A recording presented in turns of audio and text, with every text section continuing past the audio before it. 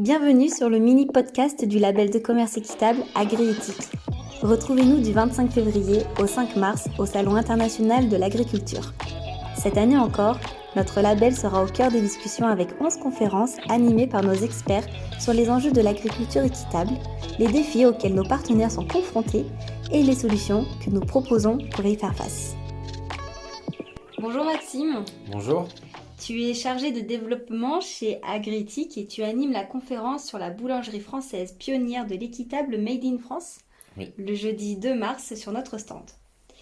Parce qu'il est toujours important pour nous d'impliquer les principaux acteurs, tu seras accompagné de Karine Forest, directrice générale de la minoterie Forest, de Guillaume Lopez-Marcoux, président de l'atelier Papille, Xavier Planchot, directeur général de la minoterie Planchot, et Raphaël Houlon, directeur minoterie Suire et responsable commercial marketing des Moulins Associés.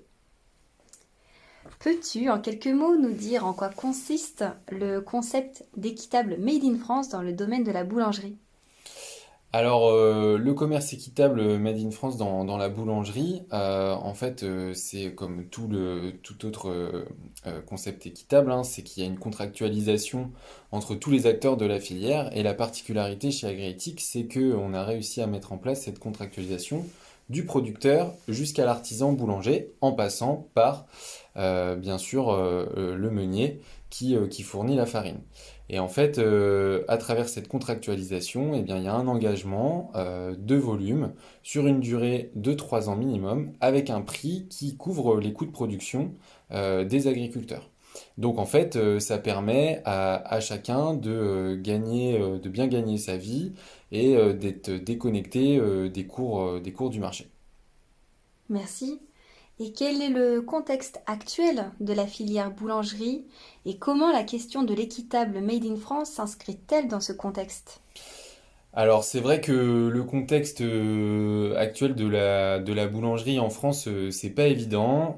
On est dans un contexte de crise, hein, on l'a tous entendu, avec la crise énergétique, mais également la hausse des matières premières. Voilà, les boulangers rencontrent des difficultés sur les approvisionnements en œufs, sur la hausse des produits laitiers, mais aussi de la farine, hein, avec le blé. C'est pourquoi en fait le modèle agriéthique et l'équitable en fait permet de sécuriser ces engagements parce qu'il y a une déconnexion du marché des matières premières et ça permet aux producteurs de ne pas subir en fait toute cette hausse qui est parfois trop spéculative. Merci, raison de plus du coup, et cela fait la passerelle avec ma prochaine question, Maxime. Pourquoi avoir fait le choix de ce sujet de conférence sur cette édition 2023 du SIA et quel est son principal objectif ?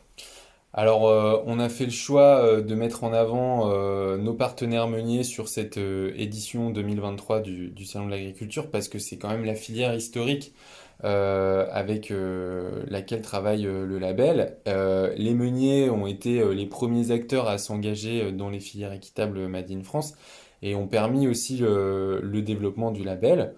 Les meuniers sont très peu présents au salon de l'agriculture et c'est étonnant parce que pour un salon grand public, voilà, la meunerie est présente partout dans les produits alimentaires que l'on consomme quotidiennement. C'est vrai. Et voilà, c'est aussi l'année de nos 10 ans, 2023. Et donc il était important de valoriser voilà, l'engagement de nos meuniers et des plus de 1000 artisans boulangers indépendants qui sont aussi engagés dans la démarche aujourd'hui. Enfin, bravo et merci pour ce choix de conférence. Et je terminerai avec cette dernière question.